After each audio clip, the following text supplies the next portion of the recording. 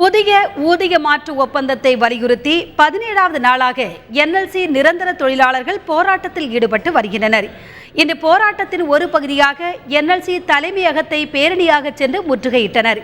முற்றுகை போராட்டத்தில் ஈடுபட்ட 5000த்திற்கும் மேற்பட்ட என்எல்சி ஊழியர்கள் கைது செய்யப்பட்டார்கள். இதுகுறித்த கூடுதல் தகவல்களை எமது செய்தியாளர் தேவநாதன் வழங்குகிறார். கேட்போம். ஊதிய மாற்று ஒப்பந்தத்தை அமல்படுத்த கோரி என்எல்சி தொழிலாளர்கள் கடந்த 20ஆம் தேதி இரவு முதல் காலவரையற்ற வேலைநிறுத்த போராட்டத்தில் ஈடுபட்டிருக்காங்க. அதாவது என்எல்சியில் பணிபுரிய தொழிலாளர்களுக்கு 5 ஆண்டுகளுக்கு ஒரு முறை ஊதிய மாற்று ஒப்பந்தத்தை அமல்படுத்துவது வழக்கம். இந்த முறை கடந்த 2011ஆம் ஆண்டுடன் பழைய ஊதிய மாற்று ஒப்பந்தம் முடிவடைந்த நிலையில் 2012ஆம் ஆண்டிலிருந்து புதிய ஊதிய மாற்று ஒப்பந்தத்தை போட வேண்டும்.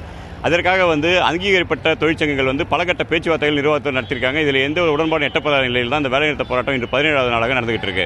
இந்த போராட்டத்தை தீவிரப்படுத்தணும் அப்படின்ற நோக்கோட கடந்த 3 தினங்களாக முற்றுகை மற்றும் மறியல் போராட்டங்கள் அறிவிச்சிருந்தாங்க. அதன்படி நேற்று முன்தினம் முதல் சுரங்கத்தை முற்றுகையிட போன 2000 தொழிலாளர்கள் கைது செய்யப்பட்டாங்க. நேற்று முதல் அனல் மின் நிலையத்தை முற்றுகையிட சென்ற 2000 தொழிலாளர்கள் கைது செய்யப்பட்டாங்க. இன்று பெரியார் சிலையிலிருந்து சுமார் 5000த்திற்கும் மேற்பட்ட தொழிலாளர்கள் தலைமை அலுவலகத்தை முற்றுகையிடத்துக்கு ஊர்வலமாக வந்தாங்க.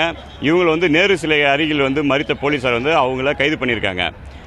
நேற்று சென்னையில் நடைபெற்ற முத்தரவு பேச்சுவார்த்தையும் தோல்வியடைந்த நிலையில் அடுத்த கட்ட பேச்சுவார்த்தை விரைவில் அழைப்பு வரும் அப்படின்னு சொல்லி தொழிலாளர்கள் எதிர்பார்க்கிறாங்க. மேலும் இந்த போராட்டத்தை தீவிரப்படுத்தணும் அப்படின்ற நோக்கில் இன்று மாலை அனைத்து தொழிற்சங்கங்களும் சேர்ந்து ஒரு அவசர கூட்டம் போட்டிருக்காங்க. இந்த கூட்டத்தில் அடுத்த கட்ட போராட்டத்தை அறிவிக்க இருக்கிறாங்க. நாளை முதல் சாகும் வரை உண்ணாவிரத போராட்டமாக அந்த போராட்டம் இருக்கலாம் அப்படின்னு சொல்லி தொழிற்சங்கத்தினர் தெரிவிக்கிறாங்க.